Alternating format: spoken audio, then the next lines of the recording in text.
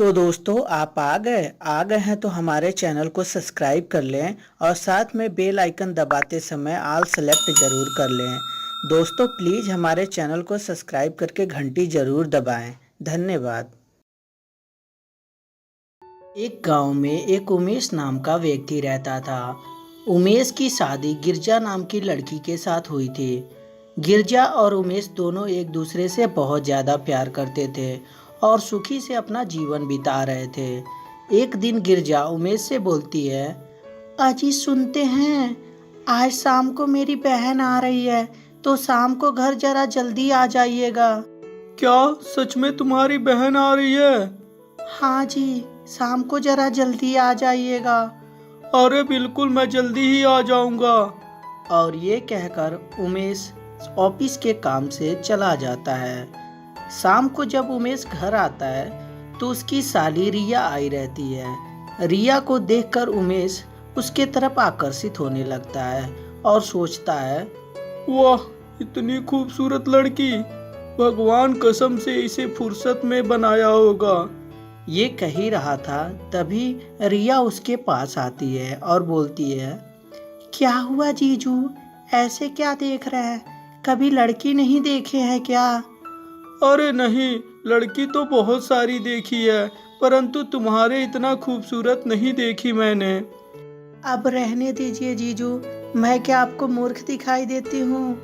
अरे नहीं, सचमुच तुम बहुत ही खूबसूरत हो और तुम्हारे जैसी खूबसूरत लड़की मैंने आज तक नहीं देखी।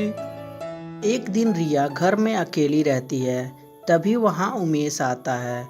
उमेश को रिया देखकर बोलती है, क्या हुआ जीजू, क्या ढूंढ रहे हैं? अरे नहीं, कुछ ढूंढ नहीं रहा हूँ, मैं तो बस ऐसे ही तुम्हारे पास आया कि तुम्हें यहाँ सब कुछ अच्छा तो लग रहा है, तुम्हारा मन तो लग रहा है, यही पूछने के लिए आया हूँ। हाँ जीजू, यहाँ पे मेरा मन लग रहा है और ऐसे भी आपने बहुत ही खूबसूरत घर बना के रखा है।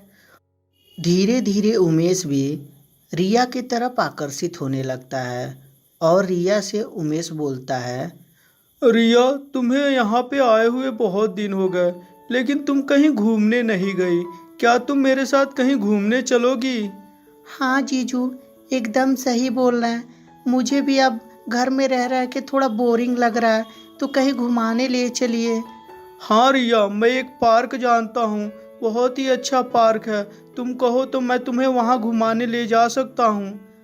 तो जीजू इसमें सोचने की क्या बात है, ले चलिए जहाँ घुमाने ले चलना है। और इस तरह रिया को उमेश लेकर पार्क चला जाता है। पार्क में जाने के बाद उमेश रिया से बोलता है, कैसा लगा तुम्हें ये पार्क? बहुत ही सुंदर है जीजू। अच्छा रिया, मुझे तुमसे एक बात कहना था, परंतु समझ में नहीं आ रहा कैसे कहूँ। जीजू, मन में कोई बात दबा के नहीं रखते, जो भी जुबां पे है वो बोल दीजिए। अरे नहीं, ऐसी कोई बात नहीं है रिया, असल में बात ही ऐसी है कि मैं थोड़ा सा घबराया हुआ हूँ, समझ में नहीं आ रहा कि तुमसे कैसे कहूँ। देखिए जीजू, प्लीज बोलिए ना, क्या बात है? देखो रिया, प्लीज बुरा मत मानना, लेकिन मैं तुमसे बहुत प्यार करता हूँ और तुमसे शादी करना चाहता हूँ। रिया जब इस बात को सुनती है तो बोलती है, जीजू ये कैसे हो सकता है, आप तो शादीशुदा हैं और उसमें भी मेरे बहन के हस्बैंड हैं, तो मैं आपसे शादी कैसे कर सकती हूँ? और ऐसे भी दीदी जान जाएगी तो मुझे जान से मार देगी, क्योंकि दीदी को कभी ये बर्दाश्त नहीं होगा कि उसकी बहन ही उसका घर तोड़े। रिया, बस तुम इतना बताओ कि तुम मुझसे प्यार करती हो या नहीं करती हो, बाकी जमाना क्या कहेगा, घर वाले क्या कहेंगे, उससे मेरे को कुछ लेना देना नहीं है। मुझे बस तुमसे ये जानना है कि क्या तुम प्यार करती हो या नहीं करती हो। तभी रिया जवाब देती है, जीजू प्यार तो मैं भी आपसे करती हूँ और बहुत ज़्यादा प्यार करती हूँ।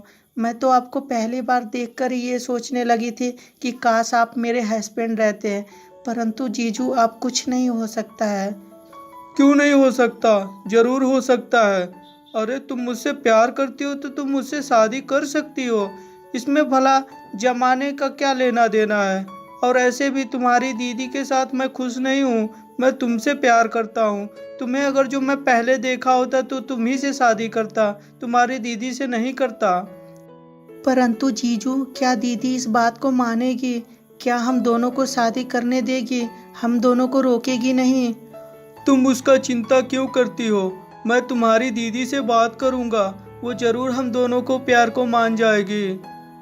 और इस तरह रिया और उमेश दोनों एक दूसरे के प्यार में खो जाते हैं। रिया और उमेश रोजाना एक दूसरे से मिलते और बातें करते। कुछ दिन यूं ही गुजरता जाता है। एक दिन रिया उमेश से बोलती है, क्या हुआ जीजू, आपने दीदी से बात नहीं की अभी तक? अरे वो थोड़ा सा मुझे समझ में नहीं आ रहा था कि कैसे बात करूं, लेकिन तुम चिंता मत करो, मैं बहुत ही जल्दी तुम्हारे दीदी से बात कर लूंगा। नहीं जीजू, अब मुझे चुप चुप के मिलना बिल्कुल भी अच्छा नहीं लगता। मैं अब आपके बिना नहीं रह सकती हूँ, तो प्लीज़ दीदी से बात कीजिए आप, वरना मैं सचमुच बता रही हूँ, जहर खा के या कहीं से कूद के अपनी जान दे दूंगी। अरे नहीं रिया, तुम ऐसी बात मत बोलो।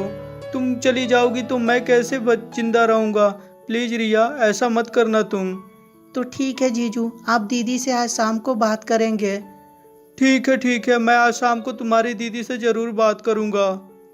और ये कहकर शाम को उमेश गिरजा के पास जाता है और गिरजा से बोलता है, गिरजा, मुझे तुमसे कुछ कहना है।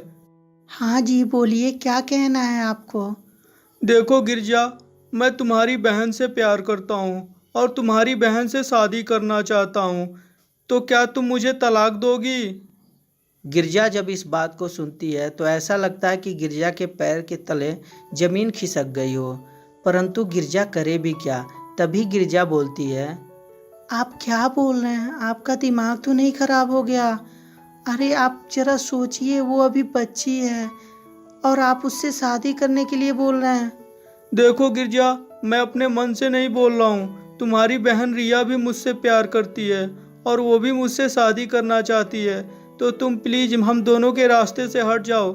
हम दोनों शादी करके एक खुशहाल ज़िंदगी बिताना चाहते हैं। गिरजा को अब कुछ भी समझ में नहीं आता कि वो क्या करे।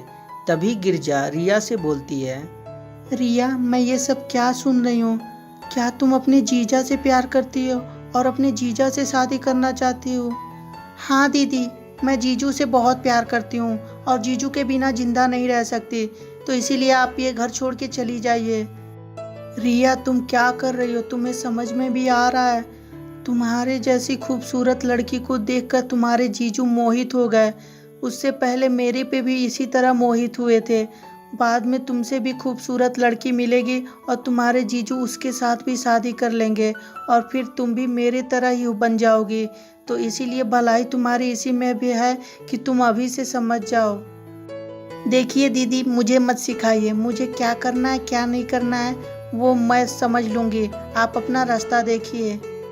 गिरजा रिया को बहुत ज़्यादा समझाती है, परंतु रिया उसकी बात मानने के लिए तैयार ही नहीं होती। तभी गिरजा डिसाइड करती है कि वो अपने पति का घर छोड़ के अपने घर चली जाएगी और वो अपने पति का घर छोड़कर अपने घर जाने लगती है। तो दोस्तों, कैसी लगी ये स्टोरी हमें कमेंट करके ज़रूर बताएं। अगर जो स्टोरी अच्छी लगी हो तो कृपया लाइक कर दें और हमारे चैनल को सब्सक्राइब करते समय घंटी भी ज़रूर दबा दें। धन्यवाद दोस्तों।